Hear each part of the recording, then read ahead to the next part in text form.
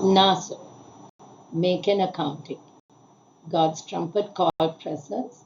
Second reading from the book of Numbers. 35th reading from the Torah. Outline of Torah portion. The Gershonites and Merarites. Numbers chapter 4 verse 21 to verse 37. In the last chapter, the census of the tribe of Levites began. The Torah portion begins with the command to make a census of the sons of Gershon. Verse 21 to 23, sons of Gershon fit for service.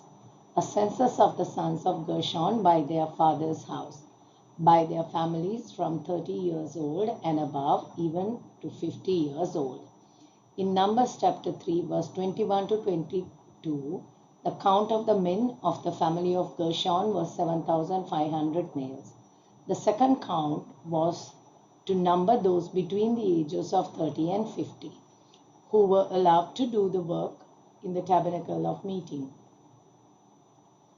Verse 24 to 28, the duties of the Gershonites. As given in verse 25 to 26, the duties of the family of Gershonite include carrying the curtains of the tabernacle and the tabernacle of meeting with its covering of the badger skins that is on it, screen for the door of the tabernacle of meeting, screen for the door of the gate of the court, the hangings of the court which are around the tabernacle and altar, and their coats, furnishings for their service, and all that is made for these things. The curtains of the tabernacle are the 10 lower ones. Tent of meeting, the curtains of goat hair made as a tent over it, its covering, the ram skins dyed red. The screen for the entrance refer to the screen on the east side. Verse 26 refers to the hangings and the screen of the courtyard which shelter and protect the tabernacle and the copper altar all around. All the service of sons of Gershon shall be by the instruction of Aaron and his sons. The work of the Gershonite was under the authority of Ithamar, one of the sons of Aaron.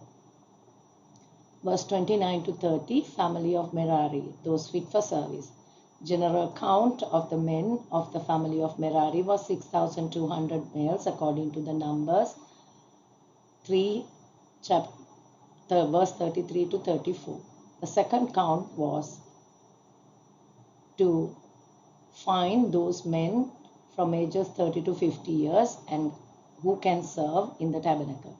Verse 31 to 33, the duties of Merarites. They are to carry the boards of the tabernacle, its bars, its pillars, its sockets, and the pillars around the court, their sockets, pegs, and cords, with their furnishings. God commanded to assign particular loads to specific persons by name. Their work was under the authority of Ithamar, the son of Aaron the priest. The census by family of the working age males. Numbers chapter 4 verse 38 to verse 49. In the earlier Parsha, we were told census of the tribe of Levi from 1 month and up. But only the Levites from age 30 up to 50 were assigned to do the carrying. Moshe and Aaron and the leaders of the congregation numbered the Kohathites by their families and by their father's house, men from 30 years up to 50 years, and of the family of Kohath. Those found fit for the service of the tabernacle were 2,750 men.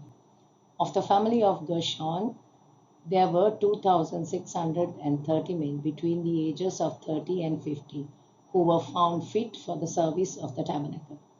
Of the family of Merari, there were 3,200 men between the ages of 30 and 50 who were fit for the service of the tabernacle. The total of those available to do the work of service and the work to carry loads in the tent of meeting was 8,580 persons. The census was commanded by God himself and has a definite plan and a purpose. Levi was the third son of Jacob and Leah and founder of the Israelite tribe of Levi. The Levites, including the Kohanim. Levi was also the great-grandfather of Aaron, Moshe, and Miriam. Each man from the families of Levi, Gershon, Kohath, and Merari, who were eligible to serve, had a role to play in doing the work of the tabernacle. One family could not handle all the work. God made them dependent on each other to do the work. They were all equally consecrated to God, but not the same work to perform. In 1 Corinthians chapter 12, verse 12 to 31, we are reminded that by one Spirit, we were all baptized into one body. The purification of the camp, Numbers chapter 5, verse 1 to verse 10. Command the sons of Israel to send away from the camp every leper and everyone having a discharge, and one who is unclean because of a dead person. Numbers chapter 5, verse 2. Verse 1 and 2 command to separate the ceremonially unclean. As the children of Israel prepared to march to the promised land, God commanded them to separate those considered to be ceremonially unclean, both male and female, who were tamei or contaminated by tzarat, zav, or a corpse, were required to leave the camp. These conditions were discussed in detail in Parsha Tazria and Parsha Metzorah. According to Rashi, this section was said on the day the Mishkan was erected. Its sections were said on that day. To send them out of the camp is not to send them into the wilderness. At the time of the encampment, there were 3 camps. Within the hangings of the courtyard of the Mishkan was the camp of the Shekinah. Encampment of the Levites surrounding it, as given in Numbers 1:50, was the Levite camp. From there up to the edge of the camp, divisions on all 4 sides, was the Israelite camp. Anyone with the condition of Zarat was expelled from all 3 of them. An individual with a discharge was allowed into the Israelite camp, but they were banned from the other 2 camps. And one defiled by a dead body was permitted even into the Levite camp, and it banned only from the camp of the Shekinah. Verse 3 and 4, the reasons for the command. They needed to maintain a higher level of ritual purity as God was residing among them. Verse 5 and 7 deals with the restitution. These verses tells that if a person who steals must confess their sin and make restitution for his trespass in full. The restriction is to repay the principal plus the additional 1/5. In the event when the victim is dead and the man who has no relative to whom the restitution may be made for the wrong, then the restitution payment must go to the Lord. The priest received it on behalf of the Lord. Whatever any man gives the priest shall be his, in addition to the ram of the atonement with which atonement is made for him. Accordingly, if wrong were done to someone who had died, the guilty party would pay the restitution, what was taken, and the additional 20% to a relative of the deceased. Close relative is Goel, also called the kinsman redeemer, the protector of the family rights.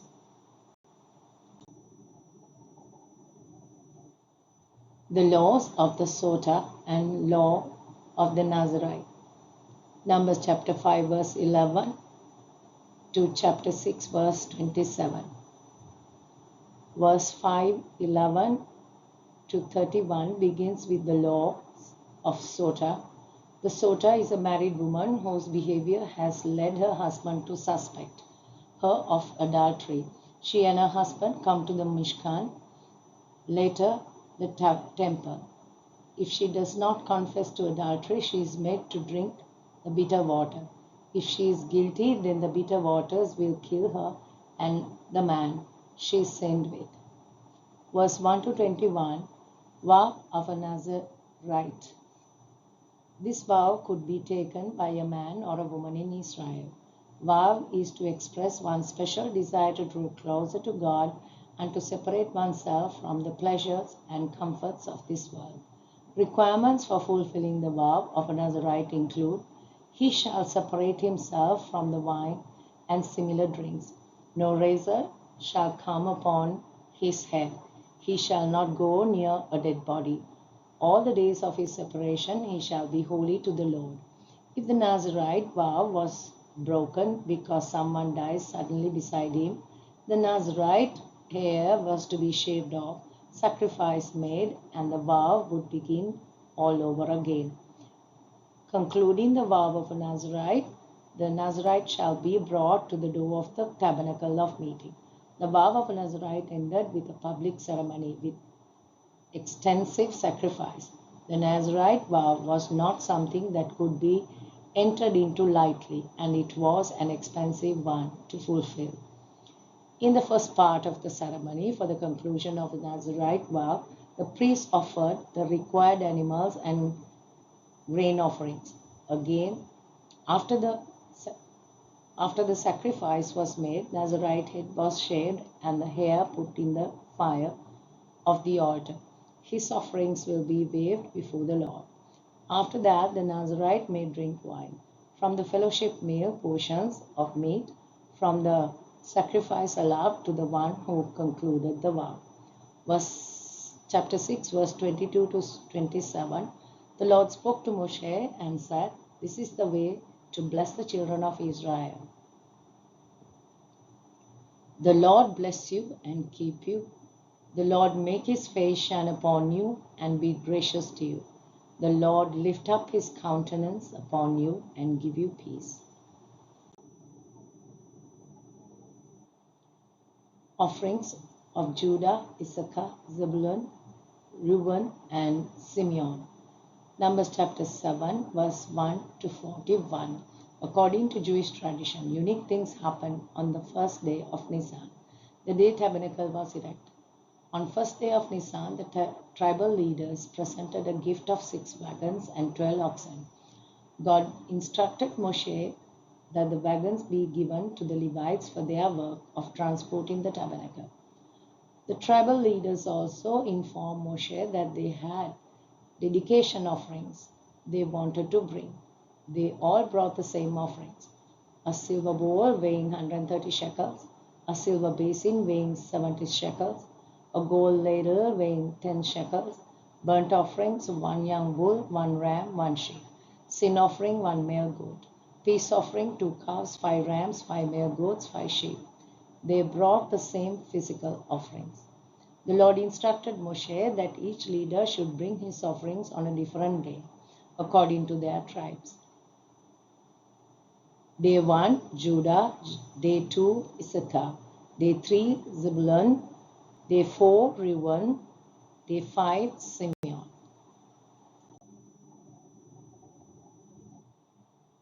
Tribal leaders from Gad, Ephraim, Manasseh, Benjamin, and Dan brought their offerings on the following order: Day 6, Gad.